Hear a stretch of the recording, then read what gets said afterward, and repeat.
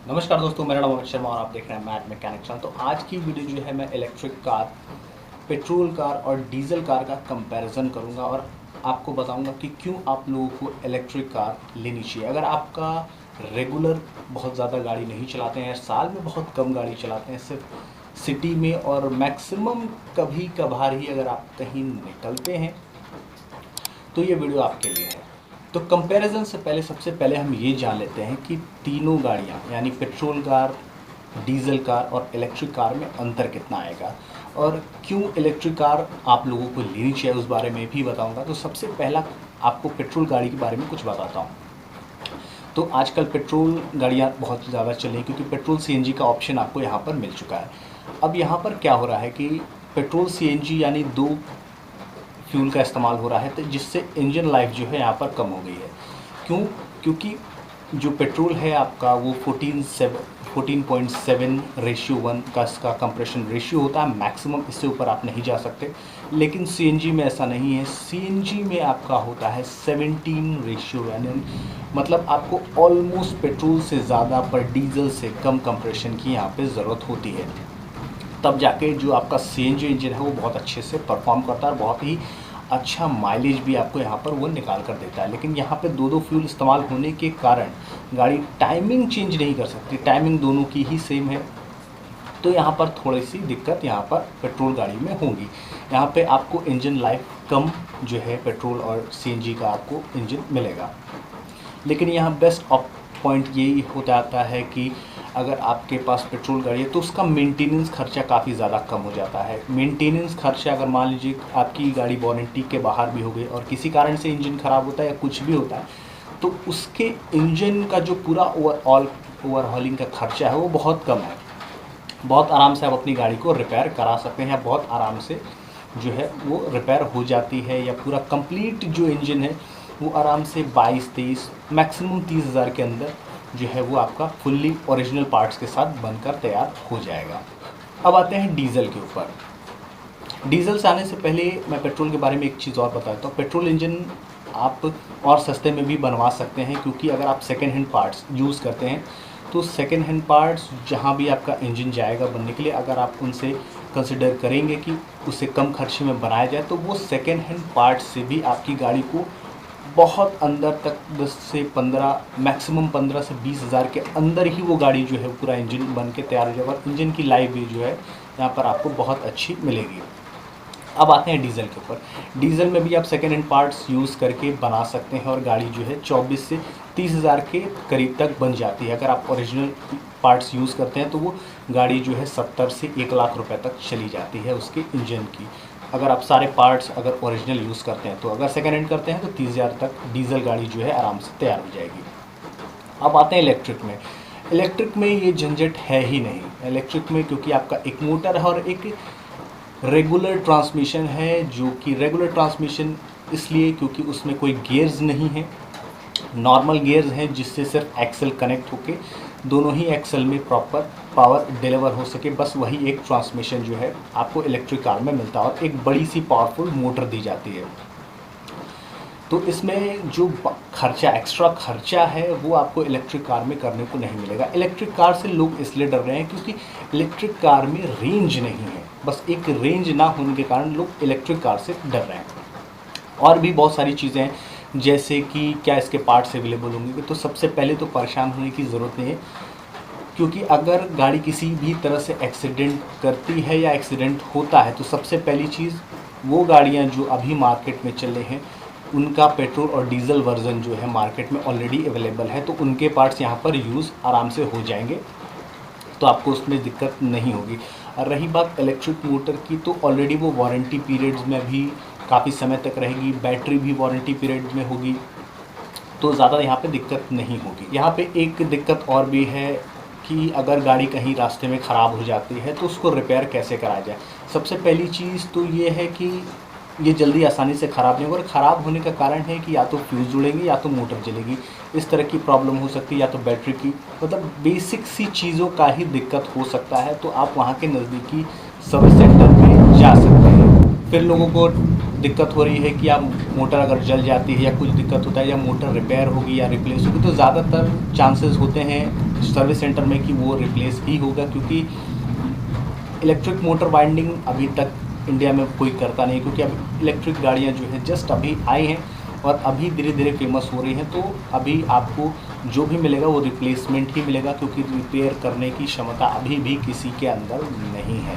अब आते हैं बैटरी लाइफ कि इलेक्ट्रिक कार की बैटरी लाइफ कितनी होती है। वैसे भी लिथियम पॉलीमर और लिथियम आयन बैटरी ही यूज़ होनी है, और इलेक्ट्रिक रिक्शा में लेड एसिड बैटरी यूज़ होती है, तो उसमें बहुत ज़्यादा वज़न हो जाता है और गाड़ी कुछ ज़्यादा तेज़ नहीं चलती है। तो इसमें ज़्यादातर लिथियम आयन और लिथियम पॉलीमर बैटरी ही यूज़ होंगी, क्योंकि यही दोनों बैटरी ऐसी हैं जो छोटी साइज़ होने के साथ साथ, हल्की होने के साथ साथ बहुत ज़्यादा पावर कंज्यूम यानी स्टोर अपने अंदर कर सकती हैं और काफ़ी अच्छा रेंज आपको प्रोवाइड कर सकते हैं। अब आते हैं इसकी बैटरी लाइफ, क्योंकि इलेक्ट्रिक कार का मैक्सिमम जो बजट जो गाड़ी का वैल्यू है वो जो खींच रहा है, वो सबसे ज़्यादा जो है वो इन बैटरीज़ का ही है। क्योंकि ये बैटरी जो है एक तो सस्ती नहीं आती, काफ़ी महंगी आती है। अगर आप बाइक की अगर सिर्फ नॉर्मल 10-20 किलोमीटर की रेंज की बैटरी लेने जाएंगे तो आपको 11 से 12 हज़ार रुपये की पड़ेगी। तो आप समझ सकते हैं कि जो अभी इलेक्ट्रिक कार का रेट जो है 13 लाख के करीब जा रही हैं, वो इन बैटरी की वजह से ही है, क्योंकि ये बैटरी ही सबसे ज़्यादा एक्सपेंसिव है उन गाड़ियों में। बाकी चीज़ें तो नॉर्मल बॉडी आपको वही पुरानी कार की ही मिलती है, बस थोड़ी सी चेंजेस के साथ वो मार्केट में अवेलेबल है। तो इसमें आपको टेंशन लेने की ज़रूरत नहीं है। बैटरी लाइफ जो है आपको ज़्यादा है, अगर आप प्रॉपर गाड़ी को मेंटेन करते हैं, आपकी गाड़ी नीचे से टकराती नहीं है, तो यहाँ पे आपको बैटरी लाइफ जो है काफ़ी अच्छी है। अगर चार्जिंग की बात करूँ तो 5 से 10 हज़ार की चार्जिंग आपको मिल जाएगी। 5 से 10 हज़ार चार्जिंग का मतलब हुआ कि उतनी बार आप चार्ज कर सकते हो। तो इतनी बार चार्ज करने के लिए आपको काफ़ी समय लगेगा, क्योंकि साल में सिर्फ 365 दिन होते हैं और 10 हज़ार चार्जिंग है। तो यहाँ पे आपको आराम से 10 से 15 साल लगेंगे इसको पूरी तरह से कवर करने में। और जब आप गाड़ी लेते हैं तो सबसे पहली चीज़ जो आपको मिलता है एसी चार्जर, जो गाड़ी को चार्ज करने में तकरीबन 8 से 10 घंटे लगाता है, और डीसी चार्जर जो है कुछ घंटों में ही गाड़ी को ऑलमोस्ट चार्ज कर देता है। अब आते हैं कि अगर किसी कारण से आपकी गाड़ी की बैटरी ख़त्म हो चुकी है, सपोज़ मान लीजिए कि आपने इलेक्ट्रिक कार ली, आपकी गाड़ी की बैटरी ख़त्म हो गई।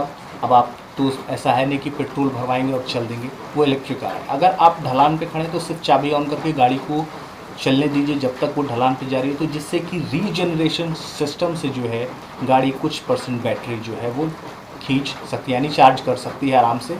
और जितनी किलोमीटर गाड़ी चलेगी उतना % बैटरी जो है इलेक्ट्रिक कार चार्ज कर सकती है। इतनी क्षमता इलेक्ट्रिक कार में है, क्योंकि बहुत सारी इलेक्ट्रिक कार में ये सुनने में आया कि जैसे ही आप एक्सीलेटर से पैर हटाते हो वो रीजनरेशन सिस्टम इस्तेमाल करना शुरू कर दे, जिससे आपका रेंज बढ़ जाता है। तो इलेक्ट्रिक कार की रेंज जो है रीजनरेशन के साथ साथ आपके ड्राइविंग हैबिट पे भी जो है असर करती है, क्योंकि अगर आप रफ़ ड्राइवर हैं तो सिंपल सी बात है आपको वहाँ पे माइलेज बिल्कुल भी नहीं देगी गाड़ी, क्योंकि आपको रेंज अगर निकालना है तो आपको आइडल 40-50 के पास चलना होगा, क्योंकि आप जितनी ज़्यादा पावर यूज़ करेंगे, जितनी ज़्यादा स्पीड में गाड़ी को चलाएंगे, उतनी ही ज़्यादा बैटरी जो है वो ड्रेन होंगी। तो अब आते हैं कंपैरिजन के ऊपर, तीनों गाड़ियों के खर्च कितने होंगे सालाना। सपोज़ मान लीजिए आपने कोई भी गाड़ी 13 लाख के अंडर की खरीद ली। अब मान लीजिए अर्टिगा भी 13 लाख में आती है, और कोई डीजल ले लीजिए सेम वेरिएंट की, एक ही प्राइस की आप तीनों गाड़ियाँ ले सकते हैं। मतलब आपके जो भी दिल में है गाड़ी की इसको कंपैरिजन करना चाहिए, आप 13 लाख में कोई भी ले सकते हैं। पेट्रोल इंजन का खर्चा सबसे पहले मैं बता दूं, सर्विस, जनरल सर्विस से लेके आपका क्लच प्लेट चेंज और जो भी मेजर सर्विस, मतलब इंजन ओवरहॉल छोड़ के आपका जो भी मेजर सर्विस है, अगर एक बार में शायद आप क्लच प्लेट डला दो तो भी आपका मैक्सिमम जो खर्चा है, अगर बहुत सारे मेजर काम करा दो तब भी मैक्सिमम 10 से 12 हज़ार के ऊपर आप नहीं जाओगे। और जनरल सर्विस जो है 2.5 से 3 हज़ार, ये नॉर्मल, क्योंकि भाई मैं वर्कशॉप में काम करता हूँ, हमारा बजट इससे ऊपर कभी जाता नहीं है, क्योंकि हम ओरिजिनल पार्ट अगर मिलते हैं तो ठीक है, वरना हम OES पार्ट यानी जो ओरिजिनल सप्लायर होते हैं कंपनी को, उनका पार्ट हम यूज़ करते हैं, तो वो भी पार्ट जो है काफ़ी अच्छा परफॉर्म करते हैं। तो आराम से 2,500 से 10 से 12 हज़ार तक मैक्सिमम गाड़ी का जो बजट है वो पेट्रोल गाड़ी का जाता है। अब आते हैं कि सपोज़ मान लीजिए आप साल में 10,000 चलाते हैं गाड़ी, सिर्फ पेट्रोल गाड़ी, और इस वक्त फ्यूल का रेट है 101 या 108 रुपये चल रहा है अलग अलग जगह पे। हम लोग के यहाँ 99 कुछ है, 100 रुपये के आसपास। तो अगर 100 रुपये के हिसाब से आप 10,000 किलोमीटर करते हो तो ये साल का हो जाता है आपकी है, उतने ही आपने पैसे उस गाड़ी को चलाने में गंवा दिए हैं। अगर आप सर्विस कॉस्ट भी जोड़ते हैं, जो भी आपका साल का मेंटेनेंस, तो यही कुछ आपका 10 लाख या 12 लाख के करीब या 10,50,000 के करीब जो आपका मैक्सिमम खर्चा है वो साल का जाएगा। अब आते हैं डीज़ल के ऊपर। डीज़ल में भी सेम 2,500 से अगर मैक्सिमम आप जाते हो, जैसे इंजेक्टर की प्रॉब्लम आ गई, हाई प्रेशर पंप, तो यहाँ पर खर्चा जो है डीज़ल गाड़ी का बढ़ जाता है, क्योंकि डीज़ल गाड़ी में इंजेक्टर ही 25-25 हज़ार के आते हैं और रिपेयर कराने जाएंगे तो भी चारों इंजेक्टर रिपेयर होने में 20,000 का खर्चा आता है। अगर आप कुछ भी रिपेयर कराते हो तो अच्छा खासा आपका 18-19 हज़ार, नॉर्मल इंजेक्टर, प्रेशर पंप, ये सब रिपेयर कराने में 40-50 हज़ार रुपये यूँ ही चले जाते हैं। अब आते हैं कि अगर आप उसका जनरल सर्विस कराएंगे तो भी आपका 2.5 से 4 हज़ार के अंदर डीज़ल जो है आपकी गाड़ी सर्विस हो जाएगी। डिपेंड करता है कि गाड़ी जो है कितना ऑयल कंजर्व कर रही है, यानी कितना इंजन ऑयल उसमें पड़ता है, उसके ऊपर उसकी जो सर्विस कॉस्ट है वो भी डिफ़र करेगी। अगर किसी में 4.5 लीटर है, किसी में 3.5 है, किसी में 10 लीटर के करीब जा रहा है, तो डिपेंड करता है कि आप ऑयल कैसा इस्तेमाल कर रहे हैं, आप कैसा सर्विस आप करा रहे हैं। जनरल सर्विस होता है कि ऑयल गिराया, ऑयल फिल्टर चेंज किया, एयर फिल्टर चेंज किया, गाड़ी हो गई। फिर उससे ऊपर होता है फिर क्लच प्लेट। अगर सारी खर्च को अगर लिया जाए तो भी आप मैक्सिमम सिर्फ जनरल सर्विस की बात करें तो 10,000 के करीब तक आप जा सकते हैं। और मेजर जो मेंटेनेंस है डीज़ल का वो बहुत ज़्यादा है, क्योंकि डीज़ल गाड़ियों में पार्ट्स तो एक जो बेसिक पार्ट है वो काफ़ी महंगे हैं। तो डीज़ल गाड़ियों में अगर आपने लापरवाही की तो गाड़ी तुरंत ख़राब होती है। डीज़ल अब बहुत कम इस्तेमाल करते हैं, यानी टैंक में ज़्यादा फ्यूल नहीं रखते तो भी गाड़ी में दिक्कत आती है, यानी आपके ऑलमोस्ट इसमें खर्चे बहुत ज़्यादा हैं। तो अब आते हैं 10,000 किलोमीटर आप अगर गाड़ी चलाते हैं तो यहाँ पे तकरीबन 92 रुपये डीज़ल चल रहा है, 98 या 92 रुपये डीज़ल चल रहा है। तो उस हिसाब से आप कैलकुलेट कर सकते हैं। और जो सर्विस कॉस्ट है, जो भी आपकी मेजर सर्विस है, वो लेके 11-12 लाख रुपए तक करीब ये गाड़ी आपकी चली जाती है। अब आते हैं इलेक्ट्रिक गाड़ी के ऊपर। इलेक्ट्रिक गाड़ी में एक तो इंजन होता नहीं, एक बड़ी सी मोटर और एक नॉर्मल सा ट्रांसमिशन होता है, जो कि मोटर और आपके एक्सल को कनेक्ट करती है। बस वही एक ट्रांसमिशन होता है और कुछ भी उसमें नहीं होता है। तो इसमें मैकेनिकल फॉल्ट जो है वो आने से रही, क्योंकि मैकेनिकल फॉल्ट जल्दी आएगी नहीं, सबसे पहली चीज़। और जो भी बेसिक इलेक्ट्रॉनिक फीचर्स हैं वो इजीली रिपेयर हो सकते हैं, या फिर इजीली रिपेयर किए जा सकते हैं, या फिर चेंज किए जा सकते हैं। और मोटर इतनी जल्दी ख़राब नहीं होने वाली, क्योंकि वो स्पेशली बनाई जाती हैं, हीट डिस्ट्रीब्यूशन के लिए भी बनाई जाती है। बहुत सारी चीज़ें उसमें इलेक्ट्रिक मोटर में भी की जाती हैं, जिससे कि मोटर एक तरफा गर्म ना हो, हर तरफ से बराबर गर्म हो, जिससे कि वो लॉन्ग टर्म तक चलेगा।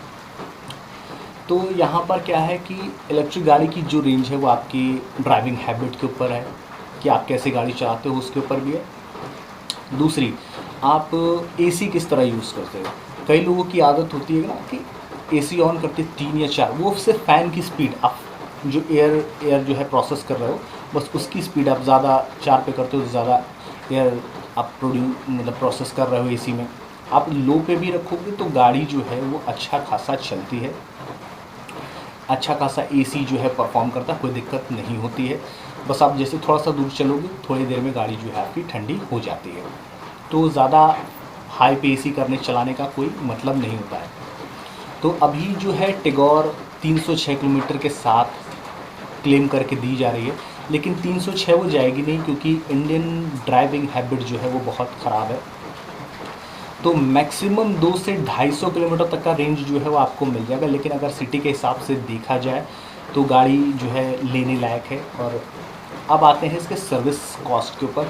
तो एक नॉर्मल जनरल सर्विस जो है 500 से 1500 के बीच में ही रहेगी, इससे ज़्यादा नहीं जाने वाली। इससे ज़्यादा इसलिए नहीं जाने वाली क्योंकि जो सर्विसिंग कॉस्ट आएगी वो सिर्फ आएगी ग्रीसिंग, ऑयलिंग की, और उससे ज़्यादा कुछ नहीं होने वाला। क्योंकि इसमें आप सिर्फ ट्रांसमिशन ऑयल चेंज कर सकते हो, ब्रेक ब्रेक पैड्स जो हैं वो आप क्लीन कर सकते हो, पिन क्लीन कर सकते हो, बस इससे ज़्यादा आपको कुछ भी नहीं करना है। अगर आपकी बैटरी पैक थोड़ी सी डैमेज है तो उसमें आप बैटरी पैक डैमेज को चेंज करा सकते हो। और जो भी जनरल चीज़ें हैं, अगर आपका कुछ मेजर डैमेज नहीं हुआ है तो वो सिर्फ आपका मैक्सिमम 1000 से 1500 रुपये का खर्चा आएगा। अगर बैटरी डैमेज होती है तो उसका कॉस्ट जो है शायद आपको अलग पड़े, क्योंकि वही सबसे ज़्यादा महंगी है। तो ये उतना आपको डैमेज नहीं करेगी, क्योंकि कोई भी गाड़ी लेता है तो वो उसको उड़ाएगा नहीं, क्योंकि आपको इतना ग्राउंड क्लियरेंस मिलता है कि नीचे से गाड़ी टच ना हो। और बैटरी के नीचे भी जो है सेफ्टी के लिए प्लेट्स लगाई जाती हैं कि जिससे कि बैटरी डैमेज ना हो। अब आते हैं इसकी टोटल ओवरऑल कॉस्ट। अगर सर्विसिंग कॉस्ट और रनिंग कॉस्ट, जो भी इलेक्ट्रिसिटी कॉस्ट आपकी आती है, उसको अगर जोड़ा जाए तो मैक्सिमम आप साल का 20,000 रुपये जो है इस गाड़ी के ऊपर खर्च करेंगे। अगर आप जो भी आपकी इलेक्ट्रिसिटी है, जो भी आप चलाते हो, जो भी आपके ऊपर पॉकेट पे खर्चा करेगी, वो मैक्सिमम 20,000 रुपये तक ही होगा, इससे ऊपर वो नहीं होगा। सबसे पहली चीज़ तो ये गाड़ी 8 घंटे में चार्ज होती है और टोटल ज़्यादा जो है वो चार्जिंग यूनिट भी नहीं लगे, क्योंकि स्लो चार्जर है एसी, तो उसको चार्जिंग होने में भी काफ़ी समय लगता है, तो ज़्यादा दिक्कत नहीं करेगा। दूसरी चीज़ है कि अगर आपकी गाड़ी, अगर आप बड़े शहर में रहते हो तो वहाँ पे ऑलरेडी चार्जिंग स्टेशन आपको मिल जाते हैं, तो वो जब चार्जिंग स्टेशन पे जाएंगे तो आप 400 से 500 रुपये तक में जो है अपनी गाड़ी को फुल चार्ज करा सकते हैं कुछ ही घंटों में, तो वहाँ पे भी आपको दिक्कत नहीं होगी। तो गाड़ी लेने से पहले जो है आप ये चेक ज़रूर कर लें कि आपके एरिया में या आपके शहर में कितने चार्जिंग स्टेशन हैं। जब आपको चार्जिंग स्टेशन के बारे में पता रहेगा तो जब आप कार लोगे तो कम से कम आपको एक डर जो है वो नहीं होगा। तो अगर आपने वीडियो यहाँ तक देख ली है तो वीडियो को लाइक, कमेंट, सब्सक्राइब ज़रूर करेगा, और वीडियो पसंद आए तो इलेक्ट्रिक कार को सपोर्ट करिए और इस वीडियो को ज़्यादा से ज़्यादा शेयर करिए, और चैनल को सब्सक्राइब ज़रूर करेगा। और मेरी तबीयत अगर ठीक हो जाती है तो मैं जल्द ही वर्कशॉप जाना शुरू करूँगा, और आप लोगों को और जो बहुत सारी वीडियोस कमेंट्स में अगर मुझे पता चल रहा है कि प्रॉपर वीडियो उन्हें प्रैक्टिकली चाहिए, बहुत सारी चीज़ों के हैं, पार्ट्स के हैं, अगर उन्हें कोई कन्फ्यूजन है तो आप कमेंट सेक्शन में पूछ सकते हैं। अगर मैं वर्कशॉप जाना बहुत जल्दी शुरू करूँगा तो वीडियोज़ जो है लगातार आनी शुरू हो जाएंगी। तो आज की वीडियो में बस इतना ही, मिलता है अगली वीडियो में एक नया टॉपिक के साथ।